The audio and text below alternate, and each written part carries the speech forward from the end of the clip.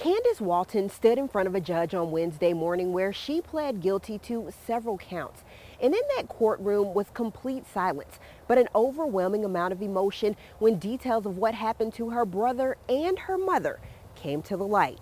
We can't bring Tasha and Gerald back, but we can stand up and pray that Candace and her boyfriend are charged with these crimes. That's what Crystal Vandiver told her niece, Candace Walton, before she was sentenced for arson and murder. The victims were Candace's mother and brother. Around 2:56 a.m. on February 27th, the defendant messaged the boyfriend, Kaleo, saying, "I've done it." She asks for directions to Oregon and then says, "I set it to fire." Prosecutors say Candace and her boyfriend, Kaleo Pangilinan, exchanged more than 80,000 text messages, planning the murder.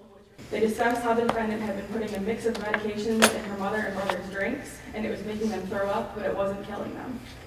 They discussed different options and how she could kill them. At one point, the defendant says poison, knife, gun, or suffocate. But Walton's lawyer told the judge that she was just a child. Just barely 16, a child. And as she stands here today, she's barely 18, still a child. And he said the case was more complicated than it looked.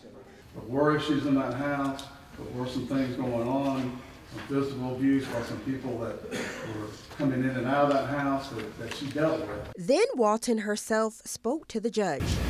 If there was a way to go back and change what I did, I would.